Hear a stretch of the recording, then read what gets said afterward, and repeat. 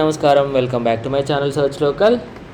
ఈ వీడియోలో తెలంగాణ రాష్ట్రంలో పెన్షన్లకు సంబంధించి కొన్ని మార్పులు అయితే చేయబోతున్నట్టుగా మనకున్నటువంటి సమాచారం.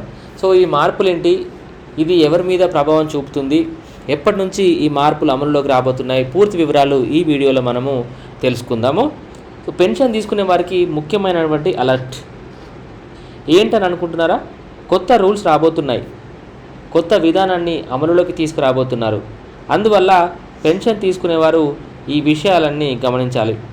ఇంతకీ ఏ మార్పులు రాబోతున్నాయి, ఎవరి మీద ప్రభావం పడుతుంది, పెన్షన్లు ఏమైనా కట్ అవుతాయా, ఎవరికి ప్రయోజనం ఉంటుంది, ఇటువంటి ముఖ్యమైనటువంటి అంశాలను ఈ వీడియోలో మనం తెలుసుకుందాం. చేయూత పథకం కింద ప్రభుత్వం కామారెడ్డి జిల్లాలో దాదాపు 4,50,000 మందికి పెన్షన్లు అందిస్తుంది. సీనియర్ సిటిజన్లు, దివ్యాంగులు, వితంతువులు, ఇంకా బీడీ గీత కార్మికుల వంటి వారు ఈ పెన్షన్లను పొందుతున్నారు. ప్రభుత్వం సాధారణంగా అయితే ప్రస్తుతం బయోమెట్రిక్ ద్వారా పెన్షన్ల పంపిణీ చేస్తుంది.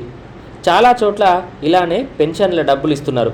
అయితే ఈ విధానంలో అక్రమాలు జరుగుతున్నాయని, అందుకే కొత్త విధానం అమలు చేయాలని గవర్నమెంట్ భావిస్తుంది. అందుకే ఫేస్ రికగ్నిషన్ విధానంలో పెన్షన్ పంపిణీ చేయాలని ప్రభుత్వం భావిస్తుంది. ఈ కొత్త విధానాన్ని వచ్చే నెల నుంచి, అంటే జూన్ నుంచి అమలు చేసే అవకాశం ఉంది. ఈ మేరకు అధికారులు కొత్త యాప్ను కూడా తయారు చేస్తున్నారు. గ్రామాలు లేదా పట్టణాల్లో వేలి ముద్రలు వేయించుకొని పెన్షన్ ఇస్తారు. మున్సిపాలిటీ ఏరియాలో అయితే నేరుగా బ్యాంకు ఖాతాలోనే పెన్షన్ డబ్బులు జమ చేస్తారు. ఇకపై ఇలా కాకుండా ఫోటో తీసి యాప్లో అప్లోడ్ చేసిన తర్వాతనే పెన్షన్ డబ్బులు అందజేయాలని చెప్పేసి గవర్నమెంట్ అనేది భావిస్తుంది. ఈ ప్రస్తుత విధానంలో వేలి ముద్రలు పడకపోవడం అనే సమస్య అక్కడక్కడ వస్తూనే ఉంది.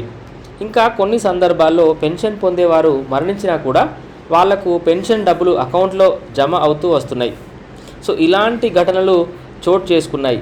వీటిని అరికట్టేందుకు కాంగ్రెస్ ప్రభుత్వం కొత్త విధానం అనేది అమలు చేయబోతుంది.